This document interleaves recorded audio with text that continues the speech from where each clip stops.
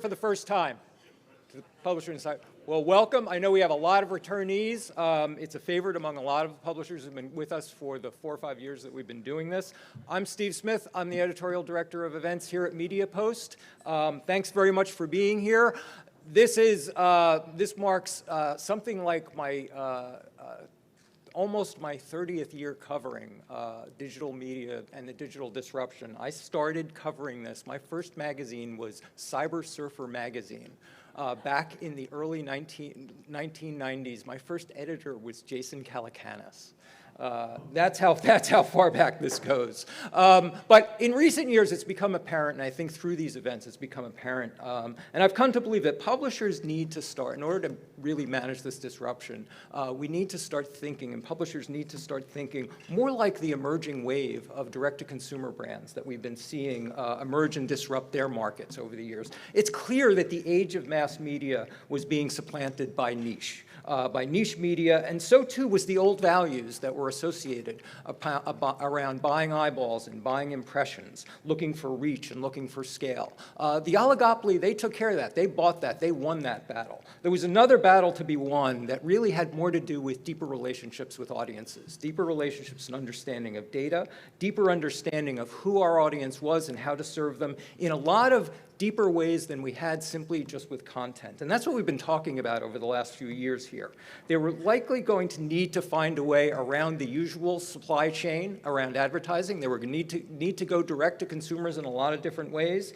And to do that in a world of more commoditized media, they were also going to need to think more like product development managers. They were really going to need to think about how they develop experiences for users that are for audiences that did not always involve traditional content. And that's a lot of the sensibility that informs the agenda that we're going to the next few days. Our theme is engagement, moving from an impression-based mass reach media environment to one of engagement. And what that means across all of different categories. So today we're going to be talking about that theme. We're going to be talking about what engagement means to publishers. We'll be talking about what a data-driven publisher really means, what it's like, how it's structured, how it informs all different aspects of a publishing organization.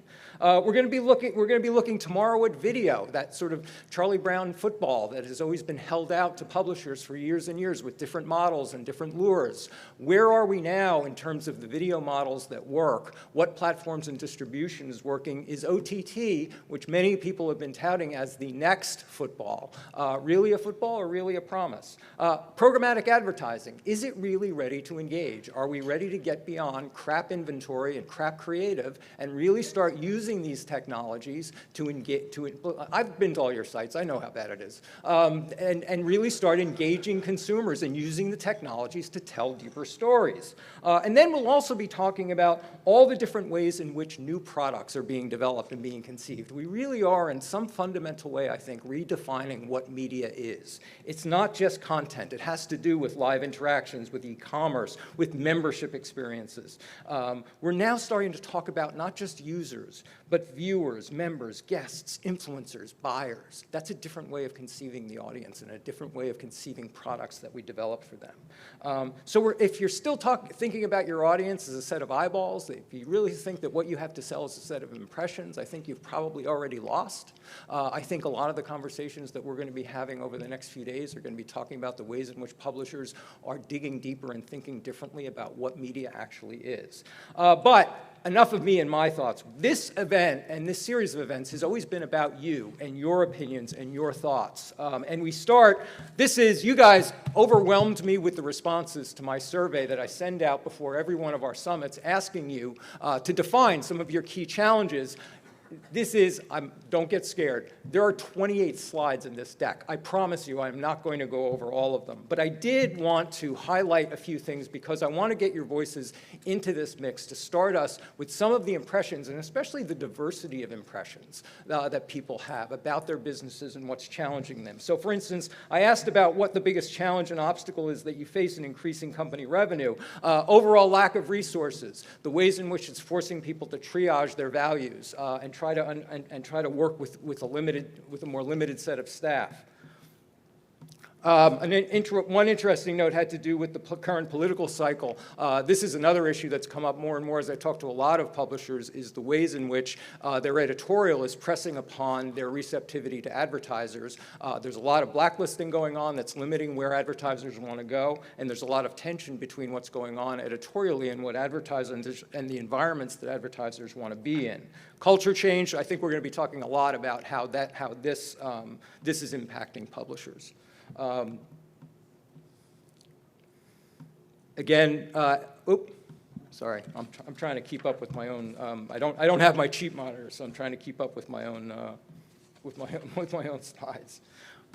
Migrating to PIPs, a lot of commentary about the various ways in which people are coming at programmatic and the impressions. And again, what I'm going to do here is we're going to take this entire deck and we'll put it online, so you're going back and see the opinions and the ideas that are being voiced by some of your colleagues coming into this event. Again, direct and programmatic monetization challenges and the ways in which cookies and privacy may be impacting that entire ecosystem. Distributed platforms, reaching consumers on an ever-ceasing broad array of platforms, how you just manage all of those relationships now that they're out there. Loss of direct advertising revenue to Facebook, Google. We're going to be talking about the oligopoly, I think, across several days, and the ways in which that money seems to be drained into, is being drained into those two big buckets. And one of the things that we're really going to be talking about a lot over the next few days is how publishers outside of that oligopoly really bring new product and new sensibilities to the market and really sell advertisers on those opportunities. I asked about the revenues. I asked about the what is the biggest growing revenue stream for you? And again, a broad range of answers. Everything from new creative ad units to subscriptions. A lot of responses. A lot of people think that custom content is one of their strongest suits. A lot about. I'm sorry. Pardon me. But I'm out of sync with my own slides. But branded content and search and display. Again, a lot of different revenue streams that are popping in different contexts for different businesses. What's the most disappointing revenue stream? Again, this was a torrent of different responses here that we got.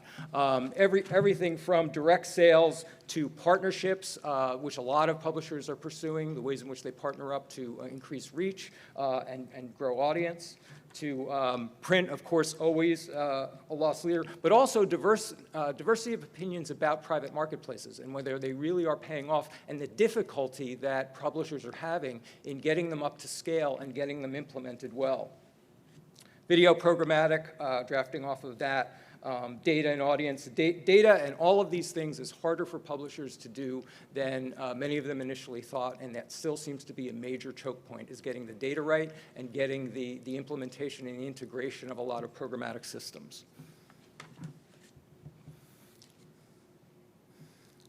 Getting subscriptions off the ground, I think we'll be talking a lot about that, especially when it comes to product development and positioning and packaging subscriptions. But then I asked about what are some of the most promising new distribution channels, since distribution has been one of the challenges, especially as the platforms have been screwing around with all of their algorithms and all of their relationships with publishers. It's interesting, live video is one. A lot of people are leaning into YouTube a lot more than they had. They're finding a lot of traction here. But then look at just some of the different things that people are finding popping for them, from smart news to Snapchat, search. Of course, but also brand partnerships, and I think and tomorrow especially, we're going to be talking about video and the promise of OTT. But then just look at this laundry list of different things where people are finding revenue: out-of-market sales, OTT, YouTube, audio and newsletter, sports, and Pinterest. And then I asked about video strategy, which we'll be talking at length about tomorrow. There are a lot of diversity of opinions and a lot of different approaches to video. A couple of things that really popped for me, the pattern that I saw is a lot of people moving away from shorter form video, a lot more emphasis on higher production values, a lot more focus on engagement, and getting away from those short hits. And again, we'll try to get these posted by the end of the day.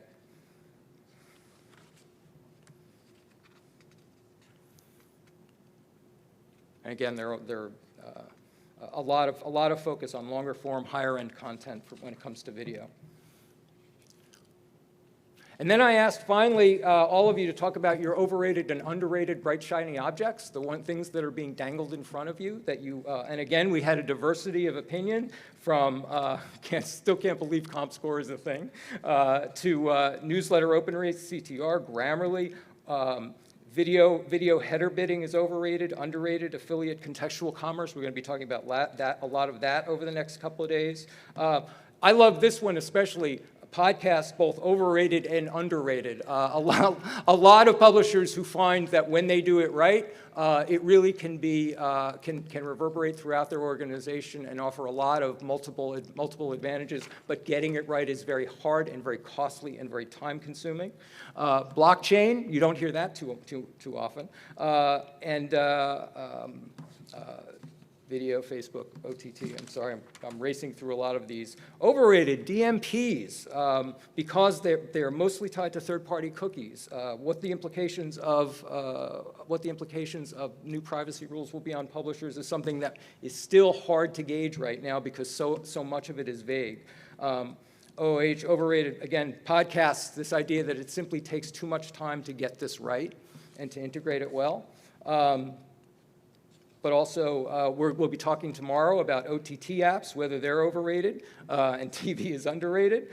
Subscriptions overrated, belief in third-party audience measurement tools, and underrated, the monopoly Google and Facebook and what they really represent.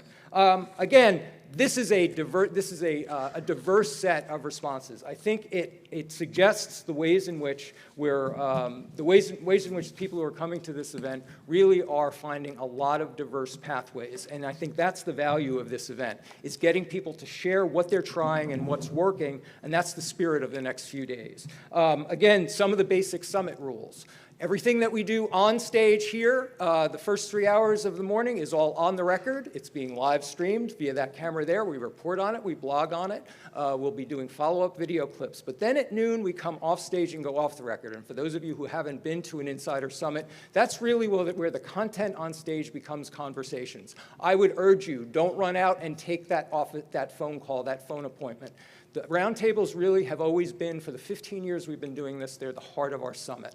It's really the place where people get the most value. It's worth investing in them. So I would urge you to do that, but also the activities in the afternoon. These conversations, this 4